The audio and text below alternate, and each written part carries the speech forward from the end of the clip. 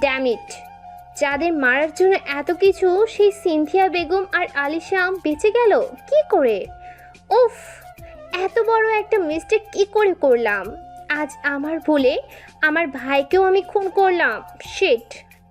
বলে স্মৃতি সবার আড়ালে নিজের চুল খামচে ধরল দুই হাত দিয়ে। সামনে থাকা লাশ দুটোর দিকে তাকেও ভেতর ভেতরে পৈশাচিক আনন্দ পাচ্ছে। আলিশা পাগলের মতো চিৎকার করে কাঁদছে। আবরার কিছুতেই শান্ত করতে পারছে না ওকে।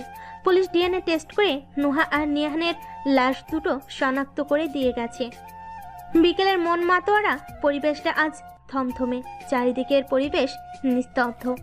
কি হাহাকার চলছে চারিদিকে। ছেলে মেয়ে হারানোর, দুই মায়ের আর্তনাদ, ভাই হারানো, বোনের চিৎকার, বেস্ট ফ্রেন্ড হারানোর বিষাদ, সব মিলে পরিবেশটা বিষাক্ত হয়ে উঠেছে। বিষাদের আগুনে জ্বলে যাচ্ছে কয়েকটা জীবন্ত প্রাণ। ঝলসানো লাশ দুটোকে দাফন করার কার্যক্রম শেষের পথে।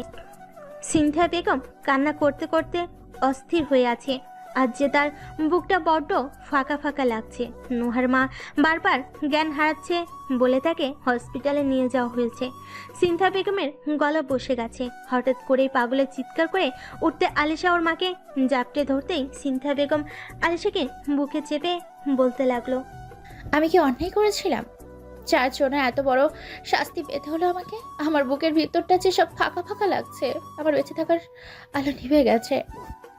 বলে হাউমা করে কেঁদে উঠল দুজনেই। না, এই দৃশ্য চোখে দেখার মতো না। এই হাহাকার মেনে নিতে পারছে না উপস্থিত সবাই। আবরার শক্ত কাঠ হয়ে দেওয়াল ঘেঁষে দরজার সামনে দাঁড়িয়ে আছে। ওর যে দম বন্ধ হয়ে আসছে। চোখের সামনে নুহা আর নেহানের বিধ্বস্ত ঝলসানো চেহারা স্পষ্ট ফুটে উঠছে। আবরার এত কিছুর মধ্যেও খেয়াল করেছে স্মৃতির চোখে অসহায়ের কোনো ছাপ নেই, কোনো কষ্ট নেই। এই চোখে লুকিয়ে আছে অন্য কোনো রহস্য। হঠাৎ করে ওর কালকে নুহার দেওয়া লাস্ট মেসেজটার কথা মনে পড়ল।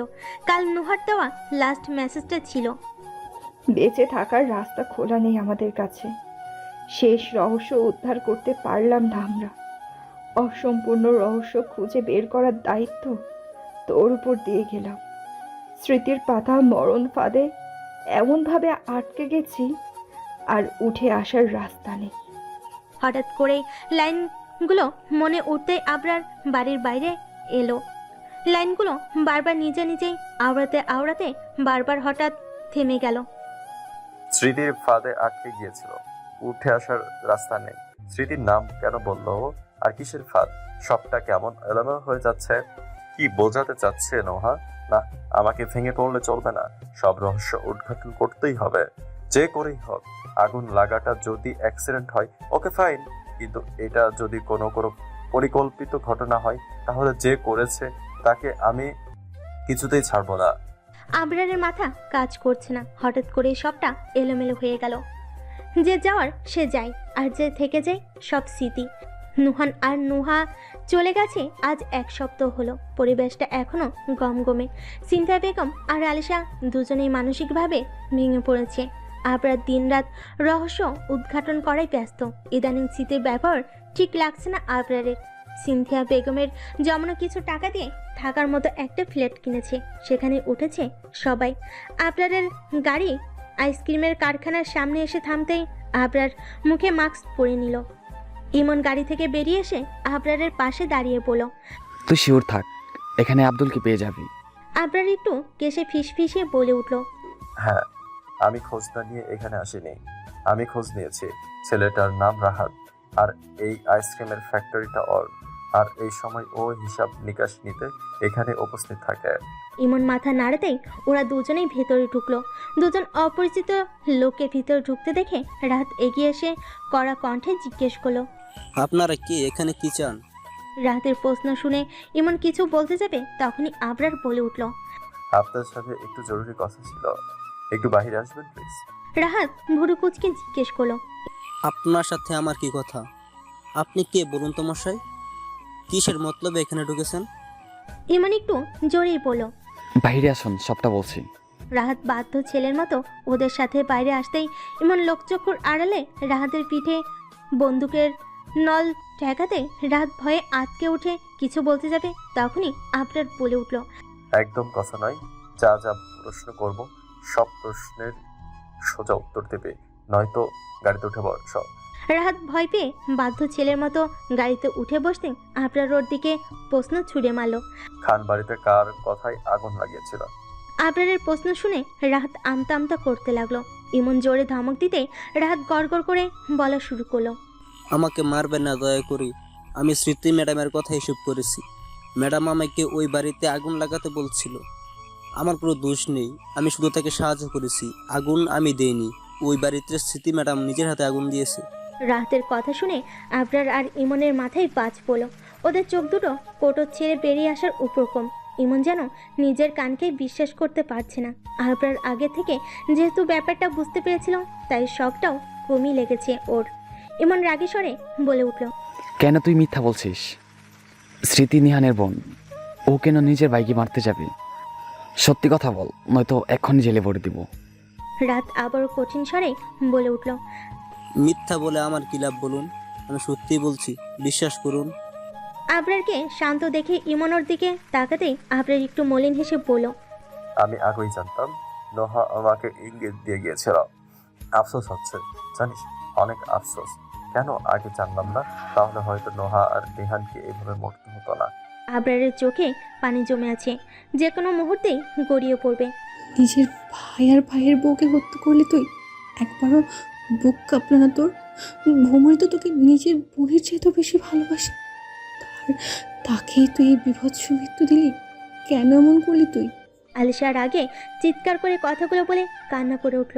আলিশার পাশে আবরার আর ইমন দাঁড়িয়ে আছে।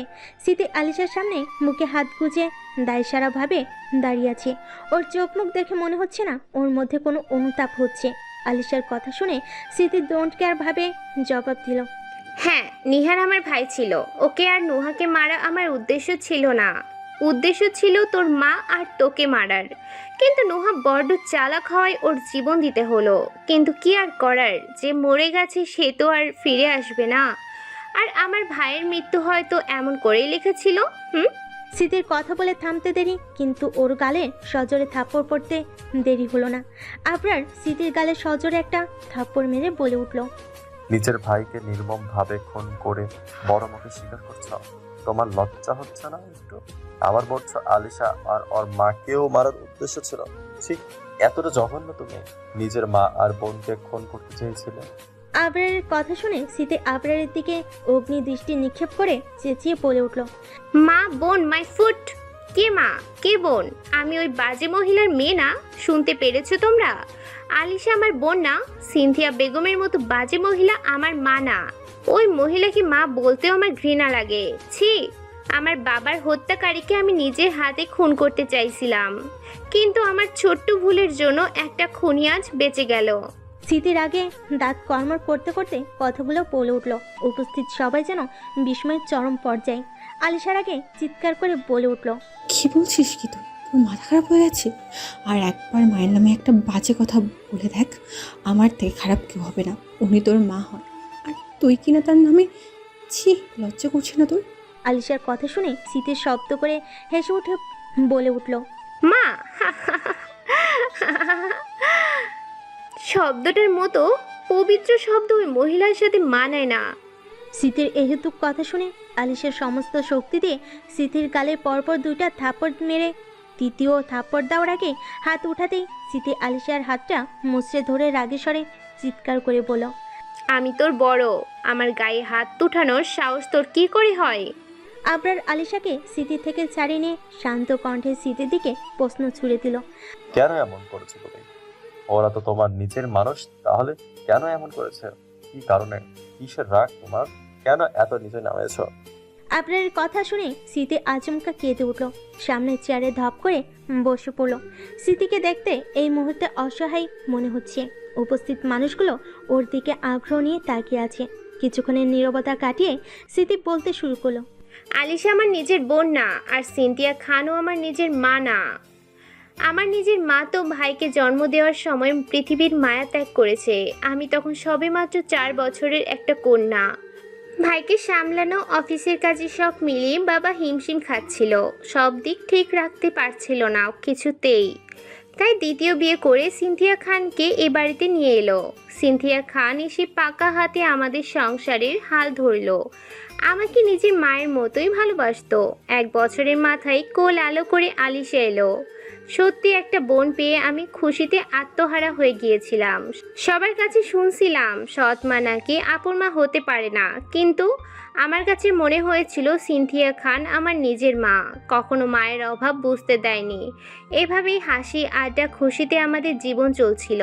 মনে হয়েছিল আমাদের খান বাড়িটা একটা সুখের রাজ্য, আর সেই রাজ্যের সদস্য আমরা। কিন্তু হঠাৎ করেই বলে স্মৃতি থেমে গেল, ওর গলা আটকে আসছে। স্মৃতিকে থেমে যেতে দেখে আলিশা কাঁপা কণ্ঠে বলল, কিন্তু কি বলো প্লিজ, কি হয়েছিল? আলিশার কথা শুনে স্মৃতি 2 হাতে চোখের জল মুছে নিয়ে বলতে শুরু করলো, 12 সেপ্টেম্বর সেদিন ভাই 3 বছরে পা রাখলো। বাবা বড় করে ওর জন্মদিন পালন করার আয়োজন করলো। সবটা ঠিকঠাকই চলছিল। সন্ধ্যায় যখন সবাই নিহানকে নিয়ে ব্যস্ত, তখন উপস্থিত সবার মাঝে আমি বাবা মাকে খুঁজে না পেয়ে বাবার মায়ের রুমের দিকে যেতেই আমার কানে কিছু কথা ভেসে আসে। কথাগুলো এমন ছিল,